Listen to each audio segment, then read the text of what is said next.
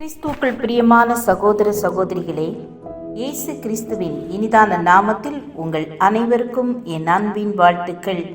இன்றைய தினம் உங்களுக்காக கொடுக்கப்பட்ட வேத வசனம் உபாகமம் 28ஆம் அதிகாரம் 14ஆம் வசனம்.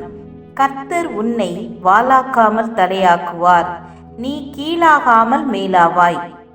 அநேகர் வாழ்க்கையிலே தோல்வி அடைந்தவர்களாய், வியாபாரத்தில் நஷ்டம் அடைந்தவர்களாய், எல்லாவற்றையும் இழந்து பரிதாபமாய் நிற்கும் பொழுது பழைய மேன்மைகளையும் சிறப்புகளையும் எண்ணி பார்ப்பதுண்டு. முன்பு எனக்கு அழகான கார் இருந்தது, வீடு இருந்தது, வேலைக்காரர்கள் இருந்தார்கள், இன்றைக்கு எல்லாவற்றையும் இழந்து நிற்கிறேனே என்று துயரத்தோடு பலர் சொல்வதுண்டு. கர்த்தர் இழந்து போனதை தருகிறவர், இழந்து போனதை திரும்ப தந்து குடும்பத்தை கட்டி எழுப்புகிறவர். நீ வாலாகாமல் தலையாவாய், கீழாகாமல் மேலாவாய் என்று வாக்களித்திருக்கிறாரே.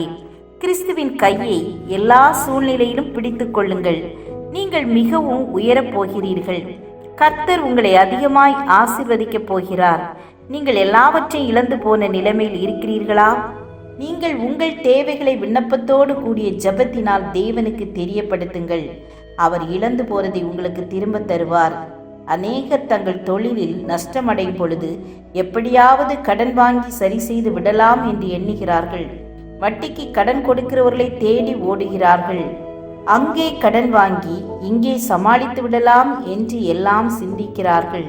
ஆனால் கடன் வாங்காதே என்று திரும்ப திரும்ப வேதம் நமக்கு சொல்லுகிறது. நீங்கள் எல்லாவற்றையும் இழந்தாலும் கர்த்தருடைய பாதத்தில் அமர்ந்து உங்களை ஆராய்ந்து பாருங்கள். ஏன் இது எனக்கு நேரிட்டது? நான் எந்த விஷயத்தில் ஆகிலும் கர்த்தரை துக்கப்படுத்தி இருக்கிறேனா? அவருடைய வார்த்தைகளை மீறி நடந்திருக்கிறேனா என்று சோதித்து பாருங்கள். கோணலானவைகளை செவ்வையாக்கும் பொழுது கர்த்தர் நிச்சயமாகவே உங்களுக்கு ஒரு புதிய வழியை திறந்து உங்களை மேன்மைப்படுத்துவார். ஜெபம் செய்வோம்.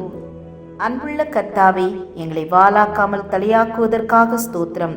நாங்கள் இழந்து போனதை இரட்டிப்பாய் தந்து ஆசீர்வதிக்கிறதற்காக உமக்கு ஸ்தோத்திரம். கடன் பிரச்சனையோடு இருக்கிற பிள்ளைகளின் கடன் பிரச்சனையில் இருந்து விடுதலை கொடுங்க. கற்பத்தின் கனிக்காக ஜெபிக்கிற பிள்ளைகளுக்கு கற்பத்தின் கனியை கொடுத்து ஆசீர்வதிங்க. இயேசுவின் நாமத்தில் பிதாவே, ஆமேன், ஆமேன்.